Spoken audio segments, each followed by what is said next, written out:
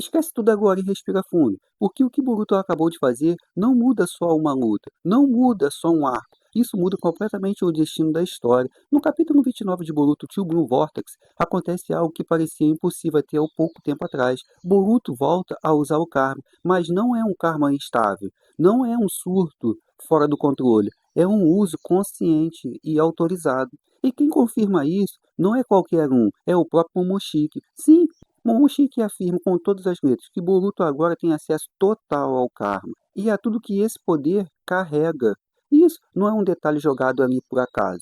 Ikimoto não escreve cenas assim, sem intenção. Isso é um aviso, um sinal. Claro que a história está concentrando uma fase muito mais sombria e muito mais perigosa. Porque Momoshiki não entregou apenas força bruta, ele entregou conhecimento, experiência, técnicas acumuladas ao longo de eras. A visão de um ser que já destruiu mundos inteiros, mas no meio de tudo isso existe uma habilidade específica que muda completamente o jogo, uma habilidade silenciosa, subestimada e extremamente assustadora. Uma habilidade que não pertence a qualquer Byakugan comum. Todo mundo conhece o Byakugan tradicional, visão quase 360 graus, capacidade de enxergar através de objetos, visualização do fluxo de chakra, dos tenketsu, das redes internas do corpo. Só que existe um detalhe que quase ninguém percebe. Sempre que um Otsutsuki ativa o Byakugan, aquele olho não funciona como o de um Hyuga comum.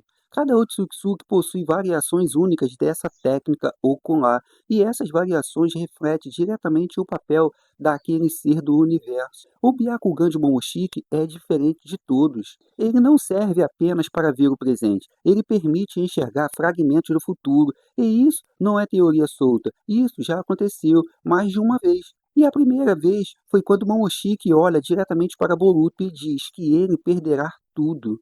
Não é uma provocação, não é uma ameaça vazia, é uma constatação.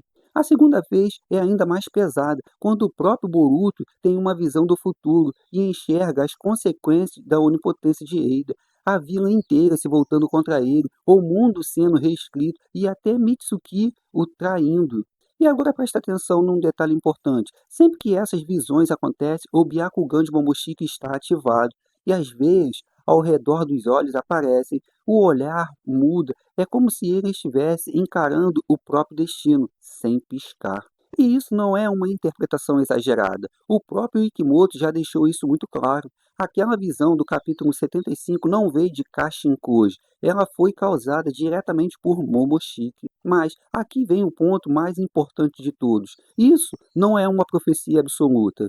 Momoshiki não é onisciente, ele não vê todos os futuros possíveis, ele não observa todas as linhas do tempo. O que ele enxerga são fragmentos do futuros, futuros que giram ao redor dele mesmo.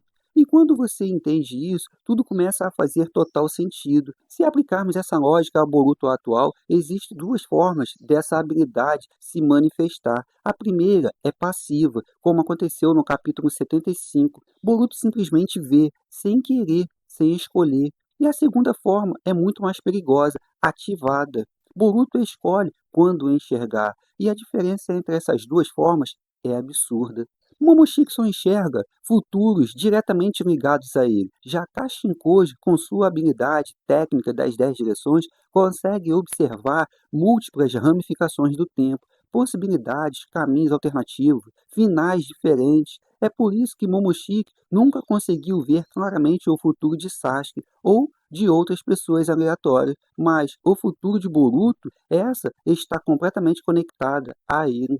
Foi Momoshiki quem implantou o karma, foi ele quem iniciou a cadeia de eventos que culminou na onipotência de Eida. No capítulo 78, quando Kawaki encontra Eida e tudo desmorona, Momoshiki já estava diretamente envolvido. Por isso as visões de Boruto são tão claras, tão dolorosas, tão perigosas. E agora vem a pergunta que realmente importa. O que isso significa para o Boruto atual? Tudo indica que ele vai voltar a enxergar o futuro, mas não qualquer futuro. Futuros ligados a pessoas chaves, como Himawari, Sarada ou alguém essencial para o destino dele.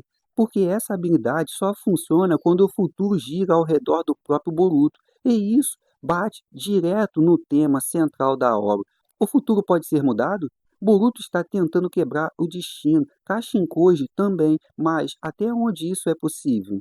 E aqui entra um detalhe que muita gente ignora. Se Boruto começar a enxergar fragmentos do futuro por conta própria, ele quebra outra coisa, o controle das informações de Kashinkoji. Até agora, Kashinkoji sempre revelou apenas o necessário, sempre guiou Boruto por um caminho específico, manipulando escolhas, controlando decisões, mas se Boruto passa a ver por conta própria, ele deixa de ser conduzido. Talvez seja exatamente por isso que Kashinkoji quer tanto saber qual foi o acordo entre Boruto e Momoshiki, porque dois personagens capazes de enxergar o futuro criam variáveis demais, cenários demais, risco demais. Agora voltando ao Byakugan em si. Além dessas habilidades absurdas, o Byakugan é praticamente perfeito para o estilo de combate de Boruto, visão total no campo de batalha, nenhum ataque surpresa, quase nenhum ponto cego, visão de longo alcance. Hinata já conseguia enxergar quilômetros à frente. Boruto, com o poder Otsutsuki,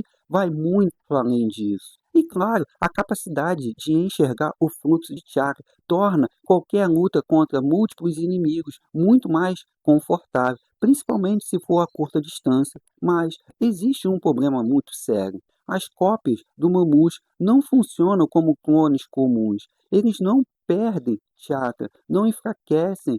Cada uma é praticamente um corpo real.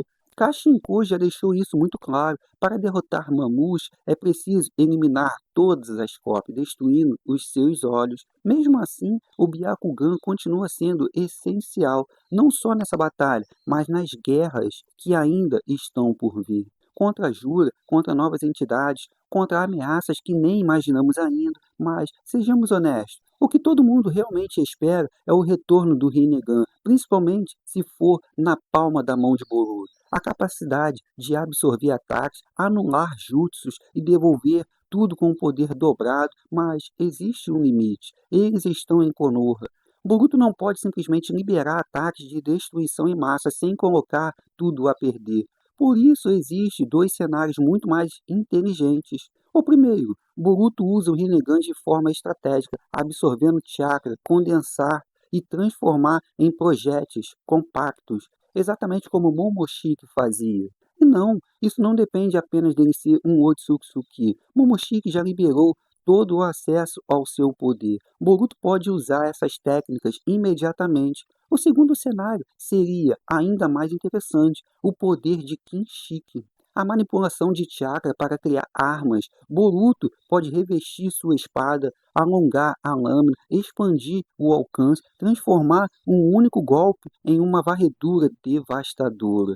O objetivo dessa luta é, claro, reunir as cópias de Mamute e eliminá-las com um único ataque. E não se esqueça, Momoshiki absorveu Kinshiki completamente. Os dados, as técnicas, o poder, tudo está ali. Boruto só precisa acessar. E antes de encerrar, existe um detalhe que muita gente ignora completamente: a espada de Boruto. Existe um material misterioso ali. Sumire já mencionou isso.